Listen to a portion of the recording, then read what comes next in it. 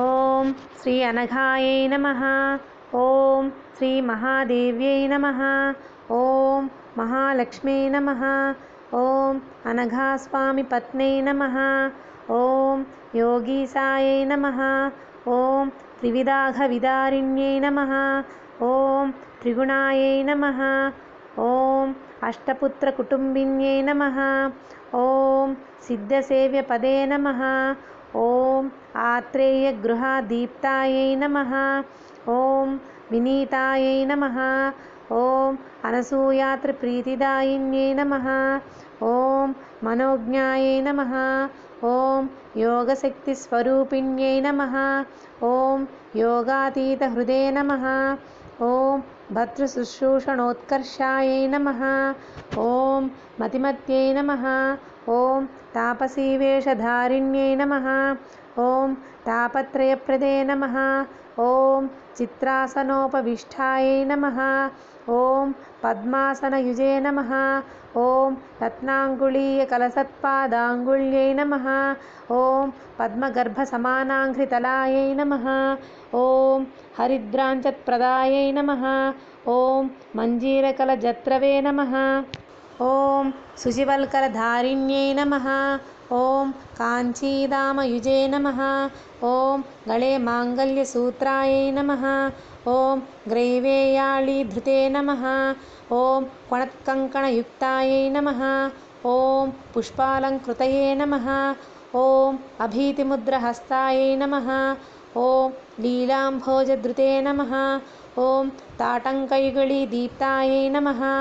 ఓం నానారత్నసుదీప్తాయై నమః. ఓం ధ్యానస్థిరాక్ష్యై నమః. ఓం ఫాలాంచత్తిలకాయై నమః. ఓం మూర్ధాబద్ధజటారాజసుమదమాళయే నమః. ఓం భర్తృరాజ్ఞపాలనాయై నమః. ఓం నానావేషధృతే నమః. ఓం పంచపర్వాన్వితాయై నమః. ఓం విద్యారూపికాయై నమః. ఓం సర్వావరణశీలాయై నమః. ఓం స్వబలావృతవేధసే నమః. ఓం విష్ణుపత్న్యై నమః. ఓం వేదమాత్రే నమః.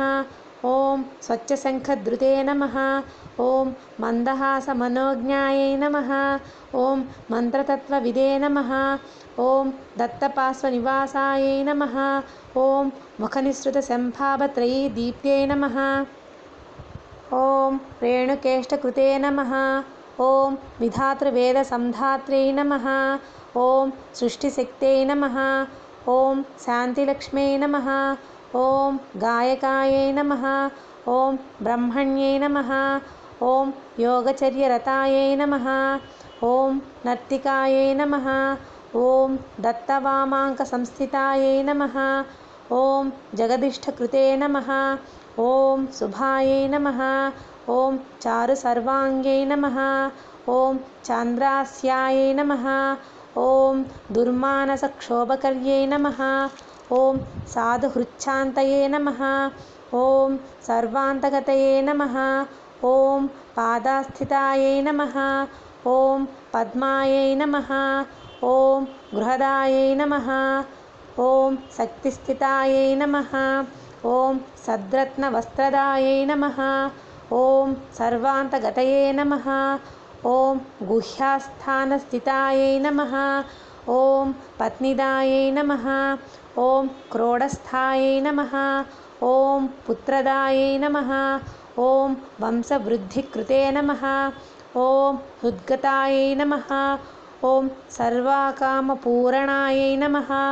ఓం కంఠస్థితాయై నమః. ఓం హారాదిభూషణదాత్ర్యై నమః. ఓం ప్రవాసిబంధుసంయోగదాయికాయై నమః. ఓం ఇష్టాన్నదాయై నమః. ఓం వాక్శక్తిదాయై నమః. ఓం బ్రాహ్మ్యై నమః. ఓం ఆజ్ఞాబలప్రదాత్ర్యై నమః. ఓం సదైశ్వర్యకృతే నమః. ఓం ముఖస్థితాయై నమః. ఓం కవితాశక్తిదాయై నమః. ఓం శిరోగతాయై నమః. ఓం నిర్దాహకర్యై నమః. ఓం రౌద్రై నమః.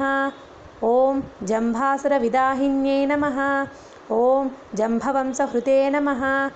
ఓం దత్తాంకసంస్థితాయై నమః. ॐ वैष्णव्यै नमः।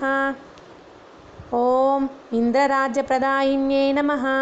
ॐ देवप्रीतिकृते नमः। ॐ नहुषात्मजदात्रे नमः। ॐ लोकमात्रे नमः। ॐ धर्मकीर्तिसुबोधिन्यै नमः। ॐ शास्त्रमत्मात्रे नमः। ॐ भार्गवक्षिप्रतुष्ठायै नमः। ॐ कालत्रयाविदये नमः। ॐ कार्तवीर्यव्रतप्रीतिमतये नमः। ॐ शुचये नमः।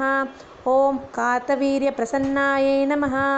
ॐ सर्वसिद्धिकृते नमः। इत्येवमनघा देव्या दत्तपत्न्या मनोहरं वेदान्तप्रतिपाद्याय नाम्नामष्टोत्तरशतनामावलिः।